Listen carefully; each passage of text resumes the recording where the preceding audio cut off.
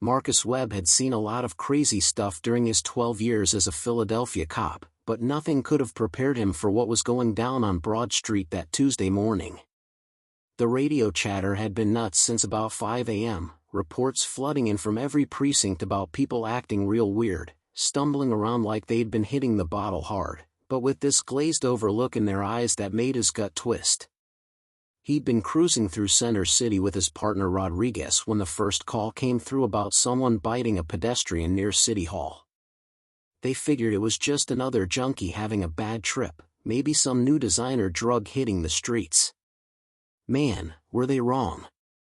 By the time they rolled up on the scene, there were already 3 more victims on the ground, and the perp, some middle-aged guy in a torn business suit, was gnawing on a woman's arm like it was a Thanksgiving turkey leg.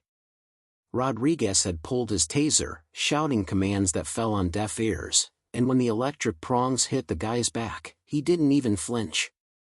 Just kept right on chomping, blood dripping from his mouth, groaning this low, guttural sound that made Marcus's skin crawl. That's when they knew this wasn't no ordinary situation. The situation escalated faster than a grease fire in a cramped kitchen.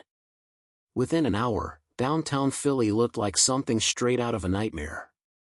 Marcus and Rodriguez had retreated to their patrol car, calling for backup that never seemed to come because everyone was dealing with the same insanity.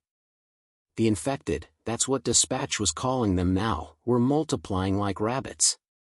Every person they bit seemed to turn within minutes, their eyes going milky white, their movements becoming jerky and aggressive.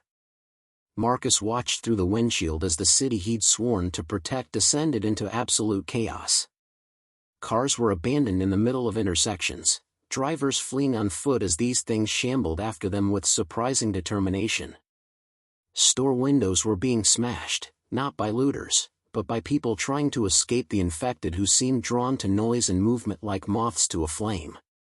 The whole scene was bonkers, completely off the rails, and Marcus felt his training kicking in even as his mind struggled to process what his eyes were seeing. He grabbed the radio mic with a shaking hand, his voice steady despite the terror clawing at his chest. "Dispatch, this is Unit 12. We need to evacuate the downtown area immediately. I repeat, immediate evacuation. These people, they're not responding to verbal commands or non-lethal force. They're attacking civilians indiscriminately.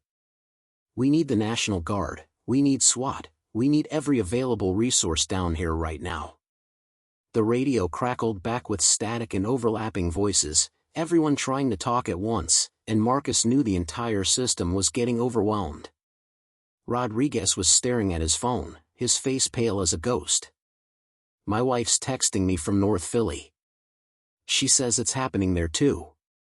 Schools are going into lockdown. This ain't just downtown, Marcus.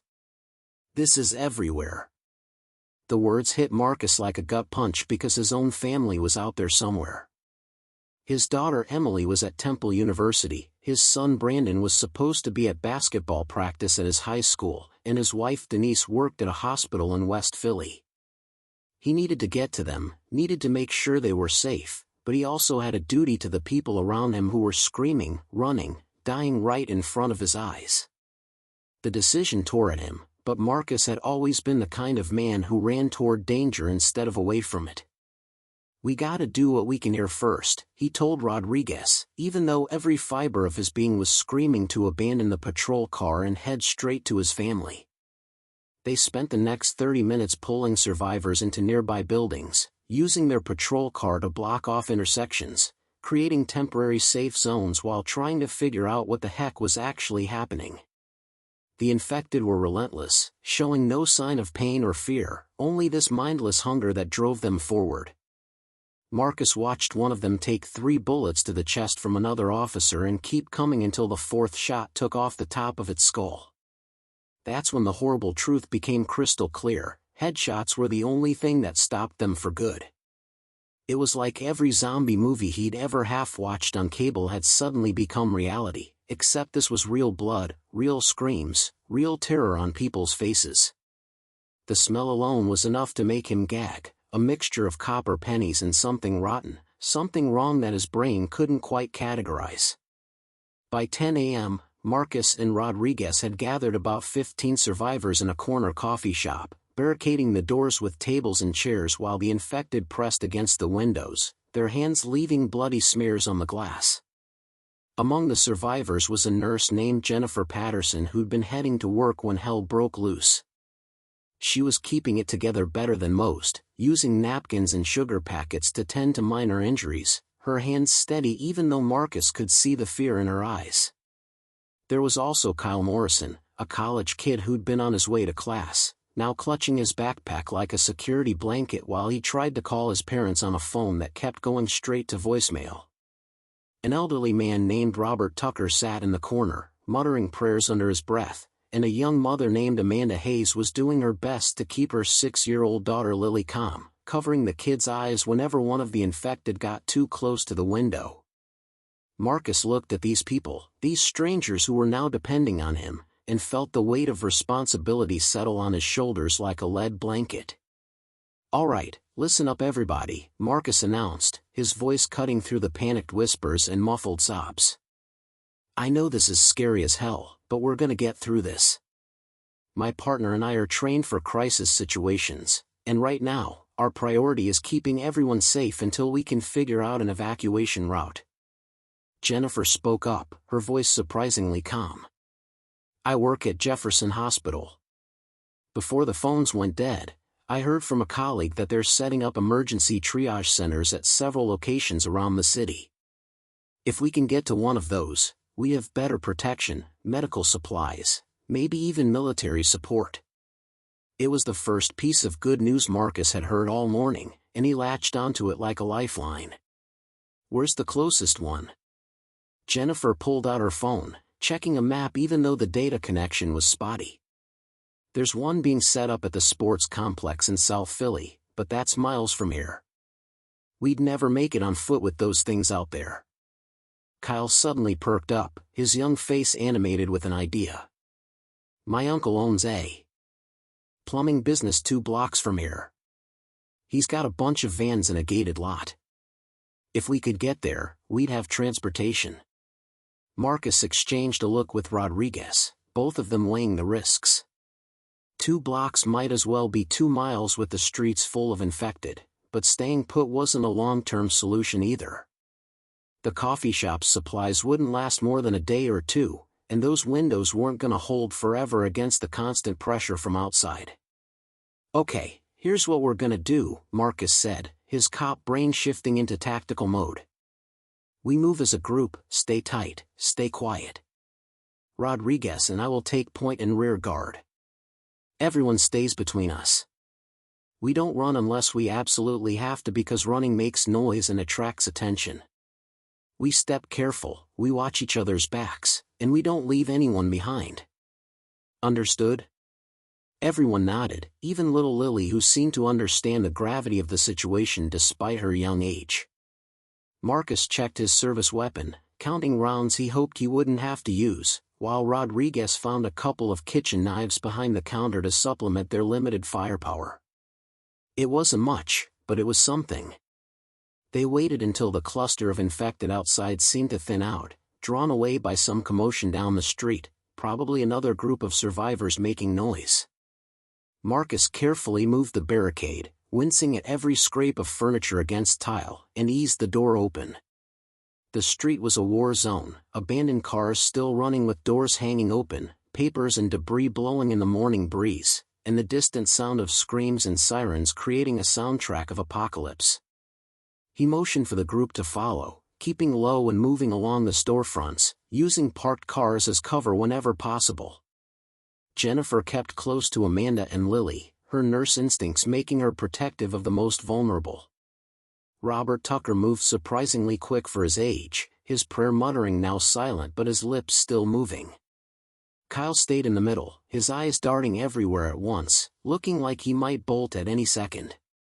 Rodriguez brought up the rear, walking backward half the time to make sure nothing was sneaking out behind them. They made it half a block before encountering their first real obstacle. 3 infected were clustered around a fallen bicycle, tearing into something that Marcus deliberately didn't look at too closely. The group froze, pressing themselves against the wall of a defunct electronics store, barely breathing as they waited to see if they'd been noticed. The infected were focused on their grisly meal, the sounds they were making enough to turn Marcus's stomach. He signaled for everyone to move extra slow, to give the creatures a wide berth by crossing to the other side of the street. They were halfway across when Lily's shoe scuffed against the pavement, a small sound that somehow cut through all the other noise like a gunshot. 3 heads snapped up in unison, milky eyes locking onto the group, and Marcus knew their window of stealth had just slammed shut. "Move, move now," he barked, abandoning the quiet approach as the infected scrambled to their feet with horrible, inhuman shrieks. The group broke into a run, Marcus pulling Amanda and Lily along while Rodriguez pushed Robert forward, everyone's survival instinct kicking into overdrive. Kyle proved to be the fastest, his youth and terror giving him speed, but he stayed with the group instead of leaving them behind, which earned him some respect in Marcus's book. They rounded a corner, feet pounding pavement, lungs burning, and nearly collided with another group of infected that had been shambling from the opposite direction. Marcus didn't hesitate, raising his weapon and putting a round through the closest one's forehead, the shot echoing off buildings and definitely attracting more attention than he wanted. Rodriguez took down another with his service weapon while Jennifer grabbed a discarded baseball bat from the ground and swung it like she was aiming for the fences, connecting with an infected skull with a sickening crunch. The woman had guts, Marcus had to give her that. They fought their way through, Amanda shielding Lily with her body while Robert picked up a trash can lid to use as a makeshift shield, the old guy proving he had more fight in him than his quiet prayers suggested. They burst into a narrow alley between 2 buildings, Marcus recognizing the area and knowing they were close to Kyle's uncle's plumbing business. The alley was mercifully clear, just overflowing dumpsters and fire escapes creating an obstacle course they navigated with desperate speed. Behind them, the sound of pursuit was growing, more infected joining the chase with every second, drawn by the gunshots and screaming like sharks to blood in the water. Marcus's lungs were on fire, his 40-year-old body not quite as spry as it used to be, but adrenaline was one hell of a drug and he pushed through the burn. They emerged from the alley onto a side street, and Kyle pointed frantically at a chain-link fence surrounding a lot full of white vans bearing a plumbing company logo. "There. That's it." The gate was padlocked, and Marcus didn't waste time looking for a key, just shot the lock off and kicked the gate open, ushering everyone inside before slamming it shut behind them. The infected hit the fence seconds later, their bodies pressing against the metal, hands reaching through the gaps, but the fence held. "For now. Keys, we need keys." Marcus shouted at Kyle, who was already running toward a small office building at the back of the lot. The kid tried the door, found it locked, and without hesitation, picked up a rock and smashed the window, reaching inside to unlock it from the inside. Marcus was impressed by the quick thinking, no hesitation when it counted. They piled into the office, Rodriguez and Marcus keeping weapons trained on the fence line where dozens of infected were now gathered, the metal groaning under their collective weight. Kyle was tearing through desk drawers, looking for keys, swearing under his breath. Come on, Uncle Dave always keeps spares somewhere." Jennifer was checking everyone for bites, her professional demeanor never slipping even though her hands were shaking. Amanda was holding Lily, whispering reassurances that everything would be okay, lies that were necessary to keep a child from completely losing it. Robert had collapsed into an office chair, breathing hard, one hand clutched to his chest in a way that made Marcus wonder if the old man's ticker was gonna hold out. Kyle let out a triumphant yell, holding up a set of keys attached to a floating keychain. "Got him. Van 3, that's the newest one with the most gas." They rushed back outside, Marcus and Rodriguez providing cover as the group ran to the indicated van. Kyle fumbled with the keys for a heart-stopping moment before getting the door open, everyone scrambling inside while the fence continued to groan and buckle. Marcus jumped into the driver's seat, adjusting mirrors and seat with practiced efficiency while Rodriguez took shotgun, literally, grabbing a shotgun from the police rack they'd brought with them. Kyle started to give directions to the gate, but Marcus shook his head. That fence is gonna give any second, and we'll be swarmed. Everybody hold on to something. He revved the engine, put the van in drive, and aimed straight for a different section of fence, away from the main cluster of infected. The van hit the chain link at 40 miles per hour, tearing through it like tissue paper, the screech of metal and the thud of bodies hitting the sides of the van making everyone inside cry out in shock and fear. They were free, racing down city streets that looked like the set of a disaster movie, and Marcus had to swerve constantly to avoid abandoned cars, debris, and shambling figures that lurched into their path. He gritted his teeth and focused on driving, not on the things the van's bumper was hitting, not on the way the steering wheel pulled when they rolled over something that used to be human. Rodriguez was navigating using his phone's GPS, shouting directions over the chaos, trying to find the fastest route to the sports complex in South Philly. The van's radio was stuck on an emergency broadcast, a robotic voice repeating the same message over and over. This is the emergency broadcast system. A state of emergency has been declared for Philadelphia and surrounding counties. Residents are advised to shelter in place or proceed to designated evacuation centers. Avoid contact with infected individuals. This is not a test. This is the emergency broadcast system. The repetition was almost more frightening than the message itself, a reminder that the normal world had ceased to exist in the span of a few hours. Marcus's phone suddenly buzzed in his pocket, and he nearly drove off the road in surprise. Rodriguez grabbed the wheel to steady them while Marcus fumbled the phone out, seeing his wife Denise's name on the screen. He answered it with shaking hands, putting it on speaker. "Denise. Baby, where are you? Are you safe?" His wife's voice came through, strained but controlled, and hearing it made his eyes burn with relief. "Marcus, thank God. I'm at the hospital, we're on lockdown. The infected are trying to get in but we've secured the entrances. I managed to get in touch with Emily and Brandon. Emily's in a fortified dorm building at Temple with campus security, and Brandon's basketball coach got the whole team into the school's safe room.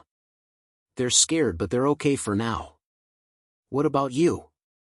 Marcus felt a weight lift off his chest, knowing his family was temporarily safe, even though he wanted nothing more than to go to each of them right now.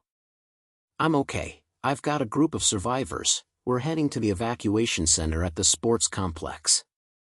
Once I get these folks to safety, I'm coming for you and the kids, you hear me? We're gonna get through this together." Denise's voice cracked slightly, the first sign of her composure breaking. "I know we will, baby.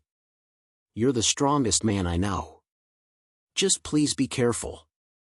The doctors here are saying this infection spreads through bites and bodily fluids, and it works fast. Don't let anyone get close to you. I love you so much." Marcus swallowed hard, his throat tight with emotion. "I love you too. Keep your head down, stay safe, and I'll see you soon. That's a promise." He ended the call and refocused on the road, but knowing his family was alive gave him renewed determination.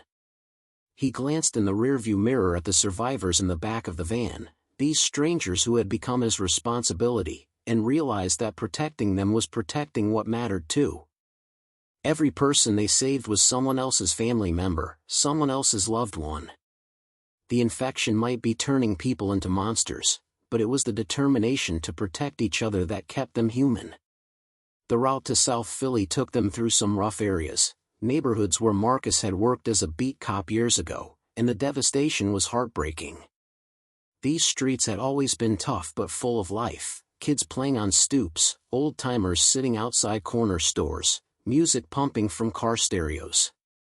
Now it was a ghost town peppered with the shambling infected, fires burning unchecked in several buildings, and the occasional survivor sprinting past with terror in their eyes. Marcus wanted to stop for every person he saw, wanted to pull them into the van and save them all, but the vehicle was already packed and stopping meant risking everyone inside. It was the hardest thing he'd ever done, driving past people who were clearly desperate, but Rodriguez put a hand on his shoulder and said quietly, "You can't save everyone, partner. Right now, we save who we can. The words were meant to be comforting, but they felt like acid in Marcus's gut. They were on Pattison Avenue, maybe 10 minutes from the sports complex, when the van suddenly lurched and a horrible grinding sound came from under the hood. Marcus felt the steering go sluggish, and a quick glance at the dashboard showed the temperature gauge spiking into the red. "No, no, no, come on," he muttered, nursing the accelerator, trying to coax just a few more miles out of the dying engine. They made it another half-mile before the van shuddered and died, coasting to a stop in the middle of a wide intersection. Marcus tried the ignition several times, but the engine just clicked uselessly, dead as disco. "Everybody out, we're hoofing it from here," he announced, trying to keep the frustration out of his voice. The group piled out into the street, looking around nervously at the too quiet surroundings.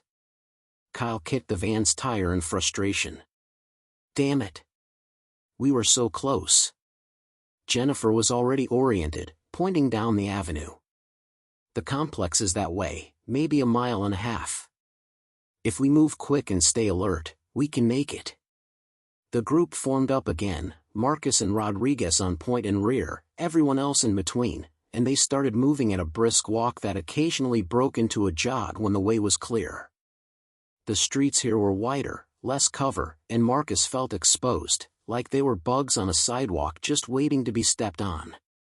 They passed the empty stadium, its massive structure looming like a monument to a world that no longer existed, and Marcus couldn't help but think about all the games he'd attended there with his kids, hot dogs and overpriced sodas and the roar of the crowd. Would there ever be crowds again? Would life ever return to something resembling normal? He pushed the thoughts aside, focusing on putting one foot in front of the other, on watching for threats, on getting these people to safety. The evacuation center came into view, a sprawling complex of parking lots and auxiliary buildings, now surrounded by military vehicles, concrete barriers, and armed soldiers. Marcus felt hope surge in his chest, the first real hope since this nightmare began. There were hundreds of people there, maybe thousands, civilians being processed through checkpoints and ushered into large tents. National Guard troops were patrolling the perimeter, and the sight of that organized military presence made Marcus want to weep with relief. They picked up their pace, practically running the last few hundred yards, and were immediately met by soldiers who raised weapons until Rodriguez and Marcus showed their badges. "Philadelphia PD, we've got survivors, no infections," Marcus announced, hands raised non-threateningly. The soldier in charge, a young woman with sergeant stripes, lowered her rifle and nodded. "Come on through to the medical checkpoint. Everyone needs to be examined before entering the main camp. It's protocol." They were guided to a series of tents where medical personnel and protective gear conducted quick but thorough examinations, checking for bites, scratches, any sign of infection. Marcus waited anxiously as each member of his group was cleared, and only when Jennifer, the last to be examined, got the all-clear did he allow himself to relax even slightly. They were led into the main camp area, a sea of shocked, traumatized people sitting on cots, wrapped in blankets, some crying, some staring blankly into space. Aid workers were distributing water and sandwiches, and the mundane normalcy of eating and drinking in the midst of catastrophe was somehow jarring. Amanda and Lily were directed to a family section, Robert was taken to a medical tent for elderly and infirm survivors, and Kyle stuck close to Marcus and Rodriguez like they were lifelines. Jennifer was immediately recruited by the medical staff when they learned she was a nurse, her skills desperately needed with the constant influx of injured survivors. Marcus found a quiet corner and sank down onto a folding chair, the adrenaline that had kept him going finally starting to ebb, leaving him shaky and exhausted. Rodriguez sat next to him, both men silent for a long moment, processing everything they'd seen and done. "You think this is happening everywhere?" Rodriguez finally asked. Marcus didn't have an answer, but he pulled out his phone and started scrolling through news apps that were still updating sporadically. The reports were grim: outbreaks in New York, Boston, Baltimore, Washington, D.C., even reports from other countries. Whatever this was, it wasn't just a Philly problem. It was global. End-of-the-world type stuff, Marcus muttered, showing Rodriguez the headlines. His partner, a religious man who wore a cross under his uniform, crossed himself and whispered a prayer. "Maybe it's just the end of the world as we knew it," Rodriguez said quietly. "But as long as we're still breathing, still fighting, it's not the end of us." Marcus stood up, suddenly restless despite his exhaustion. He couldn't just sit here, not when his family was still out there in the chaos. He approached the sergeant who'd checked them in, explaining the situation about his wife at the hospital and his kids at their respective locations. "We're organizing rescue operations for essential personnel and trapped civilians," the sergeant told him, her face sympathetic. "But I gotta be straight with you, officer. We're stretched thin. Priority is securing this perimeter and establishing supply lines.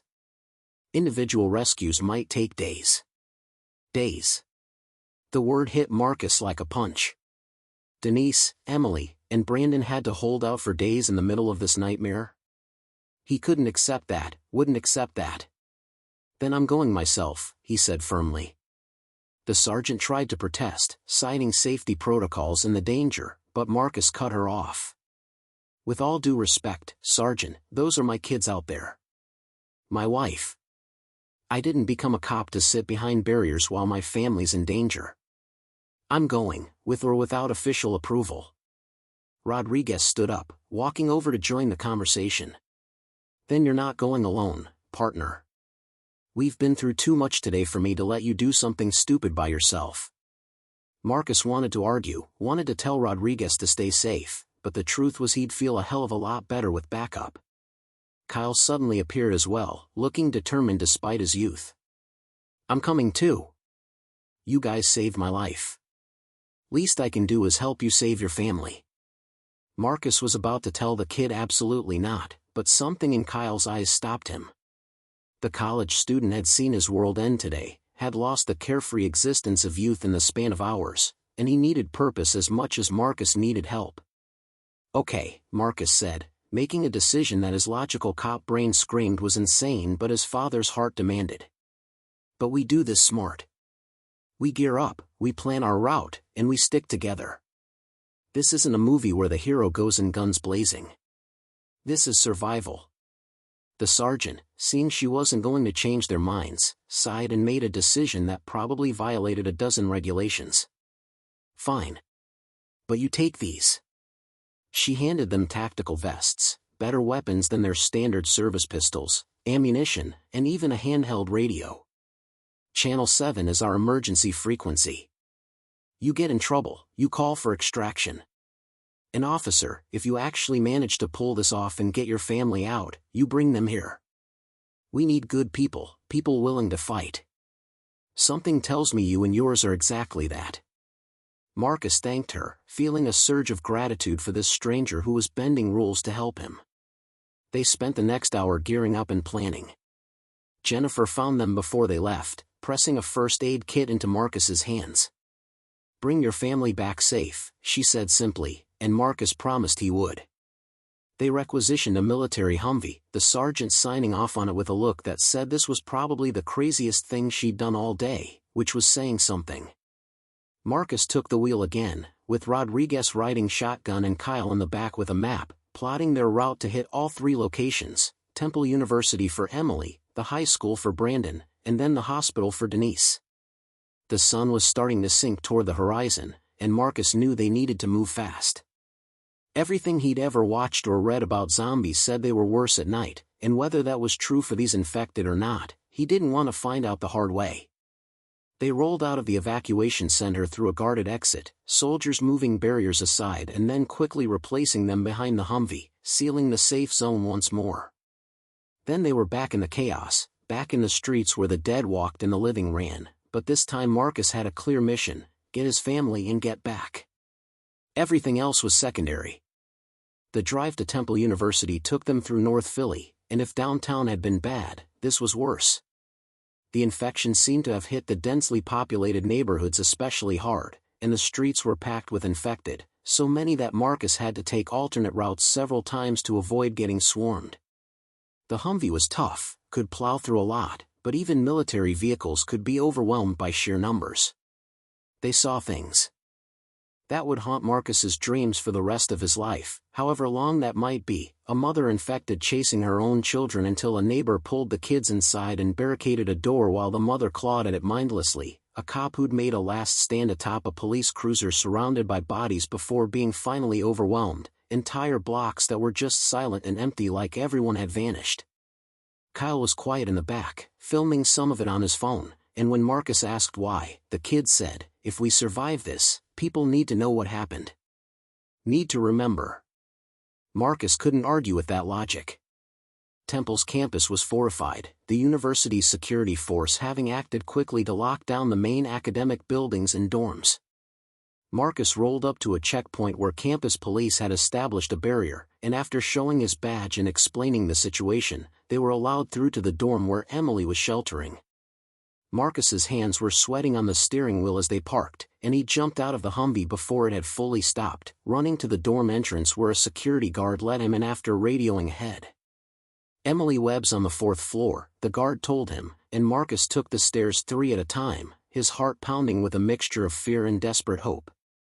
He burst through the 4th floor door and there she was, his baby girl, 20 years old and trying so hard to be brave for the other students huddled in the common room. "Dad," she screamed, running into his arms, and Marcus held her tight, felt her shaking, felt his own tears finally break free.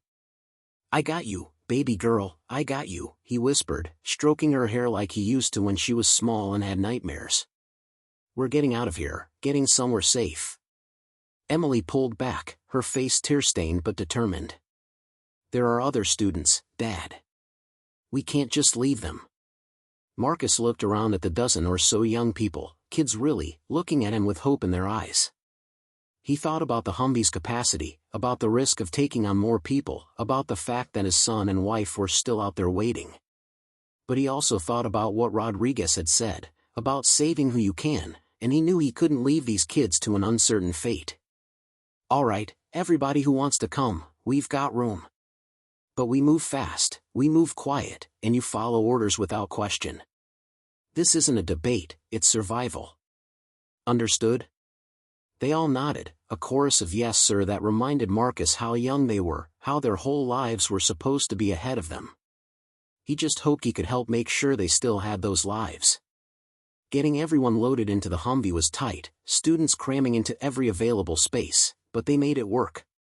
Emily sat up front between Marcus and Rodriguez, and having her close made the next part easier to face. The high school was across town, and the drive was tense, the sun now definitely setting, shadows growing long and ominous. They encountered a massive horde on Broad Street, hundreds of infected that had converged into a shambling mass, and Marcus had to take a detour that added 20 minutes to their trip. Every minute felt like an eternity, wondering if Brandon was safe, if they'd get there in time. The high school finally appeared, and Marcus felt his stomach drop.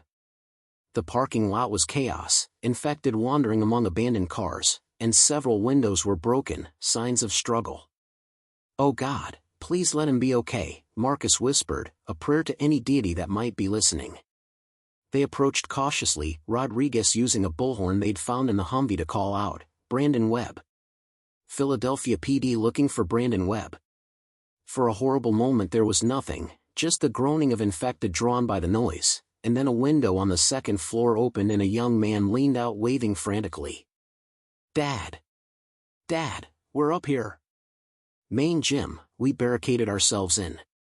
Relief flooded Marcus so intensely he nearly collapsed, but there was no time for that. They needed to get inside, get Brandon and whoever was with him, and get out before the infected converged. The school's main entrance was blocked, but Rodriguez spotted a side door that was merely chained instead of completely barricaded. They used bolt cutters from the Humvee's emergency kit, Marcus and Rodriguez moving fast while Kyle kept watch. The chain fell away and they rushed inside, Emily and the other students staying in the vehicle with strict orders to lock the doors and lay on the horn if infected got too close. The interior of the school was dark and eerie, emergency lighting casting weird shadows, lockers standing open, backpacks and papers scattered everywhere like students had fled in panic. Marcus and Rodriguez moved through the hallways with weapons drawn, heading toward the gym where they could hear voices. They found the doors barricaded with bleachers and gym equipment, and Marcus pounded on it. "Brandon! It's Dad! Open up!" There was a commotion inside, things being moved, and then the door cracked open revealing Brandon, his 17-year-old son, looking exhausted and scared but alive. "Dad!" They embraced hard, Marcus cataloging his son automatically, checking for injuries, for bites, for any sign of harm. Brandon was okay, and behind him were his basketball teammates and their coach, Coach Williams, a good man Marcus had met at countless games. "We were in practice when it started," Coach Williams explained as they quickly moved the barricade back. "Locked ourselves in, been here all day. Thought we were gonna have to wait it out for days." "Not on my watch," Marcus said. "We've got transport, we've got a safe zone. Let's move people." The basketball team, 12 teenage boys and their coach, filed out quickly, disciplined from years of following Coach Williams's directions. They made their way back through the school, Marcus bringing up the rear this time, making sure no one got left behind. They emerged into the parking lot where the Humvee was surrounded by infected, drawn by the noise and movement, and Emily was indeed laying on the horn creating a racket that kept them focused on the vehicle instead of wandering off. "On my mark, we run for it," Marcus directed. "Rodriguez and I will clear a path. Everyone else, you run straight through and get in that Humvee as fast as possible." He didn't give anyone time to be scared, just counted down 3, 2, 1, go, and charged forward firing at the infected closest to the vehicle. It was pandemonium, the crack of gunfire, the screams of students running, the horrible groaning of infected, all blending into a nightmare soundscape. Marcus put down one infected after another, each headshot a small victory, while Rodriguez did the same from the other side. Coach Williams proved he was more than just a basketball coach, using a metal baseball bat he'd grabbed from the gym to crack skulls with devastating efficiency. Kyle threw open the Humvee doors, pulling students inside, packing them in like sardines. An infected grabbed at Brandon and Marcus's heart stopped, but his son twisted away with the agility that made him a star point guard and dove into the vehicle. Marcus and Rodriguez backed toward the Humvee, firing until their magazines ran dry, then jumped into the driver and passenger seats respectively. Marcus slammed the door shut, an infected's arm getting caught in it, and he had to shove it back out before closing it completely.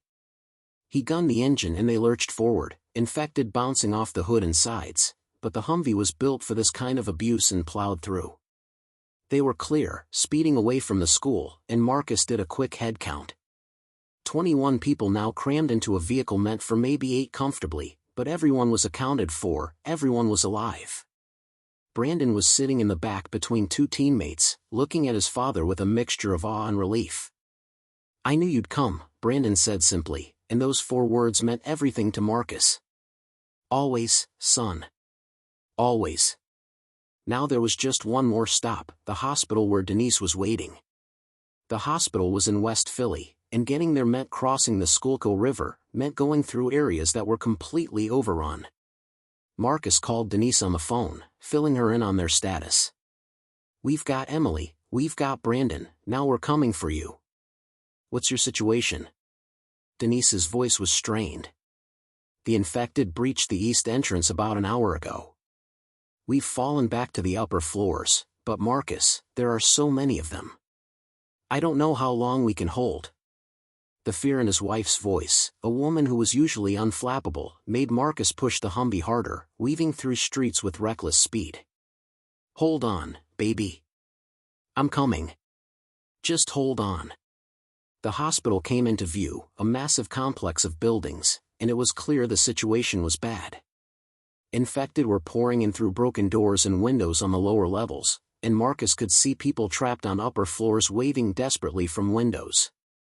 He parked the Humvee in a loading bay that was relatively clear and turned to face the group crammed inside. "I need to go in there and get my wife. I'm not asking anyone to come with me because it's gonna be dangerous as hell. But I could use help." To his amazement, almost everyone volunteered. Rodriguez, of course, his partner to the end. Kyle, the college kid who'd been through everything with them. Coach Williams and several of his players, including Brandon who Marcus tried to refuse but his son insisted. Even Emily, his baby girl, said she's my mom, Dad. I'm going. They armed themselves with whatever they could find, guns for those who knew how to use them, bats, crowbars, anything that could be a weapon. Marcus laid out a quick plan: get to the stairwell, fight their way to the upper floors where Denise and the other hospital staff were barricaded, and then extract back to the Humvee. Simple in theory, a nightmare in practice. They entered the hospital through a side entrance, and it was like walking into hell. The infected were everywhere, feasting on the fallen, wandering aimlessly, and the group had to fight through them room by room, hallway by hallway. Marcus lost himself in the rhythm of survival: shoot, move, reload, keep people together, don't let anyone fall behind. He saw Kyle take down an infected with a fire extinguisher, saw Emily use a scalpel she'd found to defend herself when one got too close, saw his son Brandon fighting side by side with Rodriguez like they'd trained together for years. They reached the stairwell and started climbing, the sounds of the infected echoing off concrete walls. Marcus's phone rang, Denise calling. "We can hear you. We're on the 6th floor, East Wing." They climbed faster, legs burning, breathing hard, and burst through the 6th floor door into a hallway where barricades had been set up. Hospital staff in scrubs and white coats were holding the barricade against infected trying to break through from the other end of the corridor. "Denise!" Marcus shouted, and his wife appeared from behind the barricade, her face lighting up at the sight of him, of their kids. She ran to them and they collided in a family embrace, Marcus holding his wife and children, these 3 people who meant more to him than his own life. "We gotta go, now," he said, pulling back. "Everyone who's coming with us, move out." The hospital staff, about 30 people including doctors, nurses, and patients who could walk, abandoned their barricade and followed Marcus's group back to the stairwell. The infected broke through seconds after they left, pouring into the hallway, and it became a running battle down 6 flights of stairs. Marcus and Rodriguez laid down covering fire while Coach Williams and the players helped the slower-moving patients and elderly staff. They lost people on the way down. Marcus heard screams behind him, people falling, being overwhelmed, but he couldn't stop, couldn't save everyone, could only keep moving forward and hating himself for every person left behind. They burst out of the hospital into the loading bay where the Humvee waited, but there was no way everyone would fit now. "We need more vehicles," Marcus shouted, and Kyle pointed to a row of ambulances parked nearby. They split up, Rodriguez taking a group to commandeer ambulances while Marcus held the loading bay entrance against the infected spilling out of the hospital. It was desperate, frantic, his service weapon clicking empty and having to switch to a rifle taken from the Humvee, firing until his ears rang and his eyes burned from gunpowder. Denise was beside him suddenly, having grabbed a weapon, and they fought together like they'd done everything in their 23 years of marriage, as a team. Rodriguez got 2 ambulances started and screaming into the loading bay, people piling in, and Marcus fired off the last of his ammunition before running for the Humvee. He jumped in, Denise, Emily, and Brandon cramming in beside him, and they roared out of the hospital complex with the 2 ambulances following close behind. The drive back to the evacuation center was tense, night having fully fallen now, the streets dark except for scattered fires and the occasional emergency light still functioning.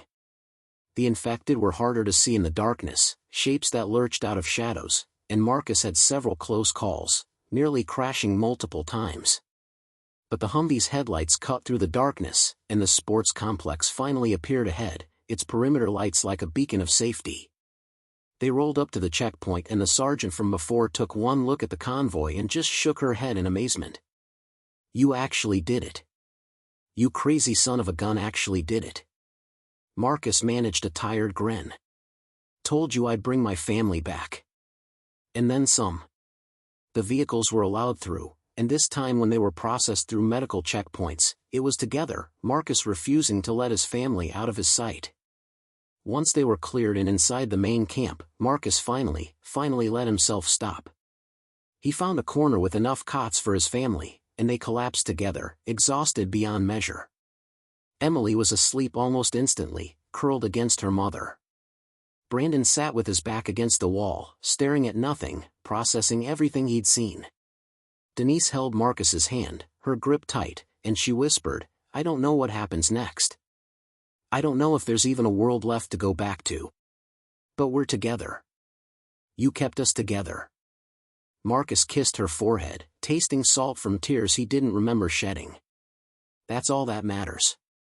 Everything else, we'll figure out. Long as we have each other, we can survive anything."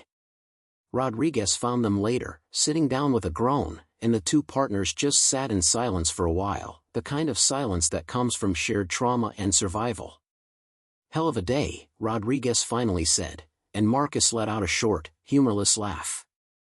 "Hell of a day," he agreed. Around them, the evacuation center was a small island of humanity in a sea of chaos, thousands of survivors trying to make sense of a world that had changed irrevocably. The military was organizing defenses, medical teams were treating the injured, and somewhere officials were probably trying to figure out if there was a cure, a solution, a way to take back their cities from the infected. But in this moment, Marcus didn't think about any of that. He looked at his wife, his children, the people he'd helped save, and realized that this was what mattered. Not the world that was lost, but the people who remained.